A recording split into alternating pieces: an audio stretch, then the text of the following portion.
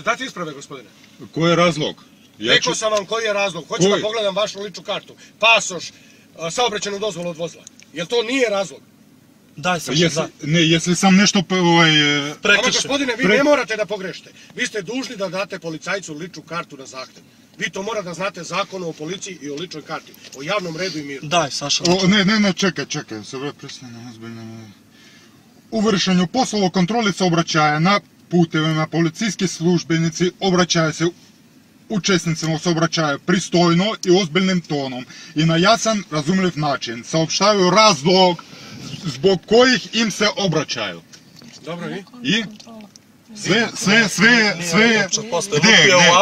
je na kameri, sve je snimljeno. Odlično, pa ja volim da to bude, bre. Da. Ja to volim neka bude. Koji je razlog?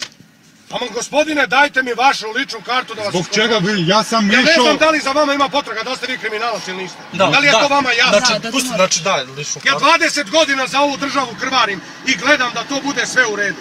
A ja neću da dozvolim da vi dođete iz Ingolštada, iz Nemačke, da provocirate mene ovde. I čim vas ja zaustavim, vi snimate. Slobodno vi snimajte. Ali vi ste dužni da date vaše... Službenici obraćaju se učesnicama saobraćaja pristojno i ozbiljnim tonom. Pristojno znači i ozbiljnim tonom. Jer se razumete? Da li vi mene razumete kad ja vama tražim vaše isprave? Da, pa rekao je. Izlupio, ovo to nebitno načelo. Da. Spremit ćete svi vaše lične karte, vaše dokumente. Da.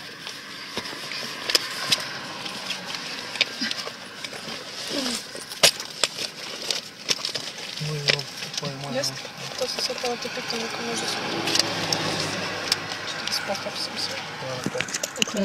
Mene ne može da... Nima manj pas. Tu dalje je zaštivac. Daj ovo. Hvala.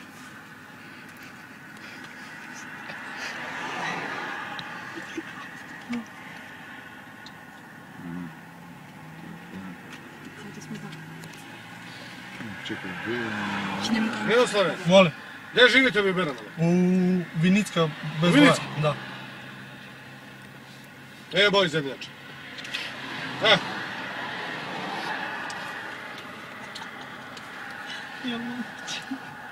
Kako se vi prezivate? Ništa. Je neko od vas osuđivan krivično? Niste, jel? Nikom. Dobro. Vanja, vi? Ne. I to.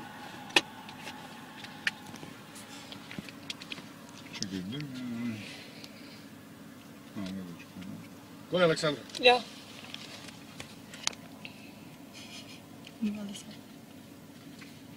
Evo otvorite prtljažnik za to.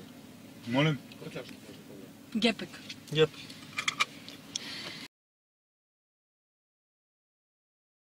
Ko ste se mi iskazali? Ja. Ja sam u redu, če sem jaz, ne vem, v službi pijan, gledajte, zdaj vas bom snimal. Ker tole mi je pomečkam čudno vse skupaj. Koga me počudno? Domen Medved tukaj, gospod se mi je izkazal za policista v civilu, obnaša se pa zelo vinjeno. Je tole meni zelo žal, ampak mislim, da nimate brne podlage, da ste ga sploh ustavili tukaj, sploh pa ne v takem stanju, ko ste. Kakšnem stanju? A ste kaj pil, gospod, danes? Ne. Ne. A ste včeraj, pred pol ure? Pa mislim, da tudi vaš kolega ni glih ravno tresen, no. Pa sedi za volanom. Prav se pomislil. Okej. Notor sedi še kolega, neki mi preverja dokumente. Pa te to ni ravno trezno stopil iz vozila ven. Me zanima, če bo še enkrat pred kamero. Mislim, da pa... Ne, v končni fazi. Še s nekom govori, pobira podatke. Mislim, da sta pa gospoda tako v stanju, kamor ne pelje. Ja, kakšno stanje? Ja, gospod, glede na to, da jaz od kolega hodim, pri kateremu sem spil 2 kozarca vina, pa sem trezen, ja...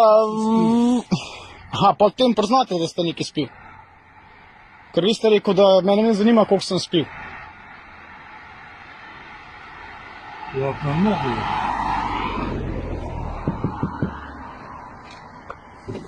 Ja, Kolegu sem že objasnil, da se mi zdi vinjen in izredno izkazuje to, a ste vi tudi mogoče kaj spil danes.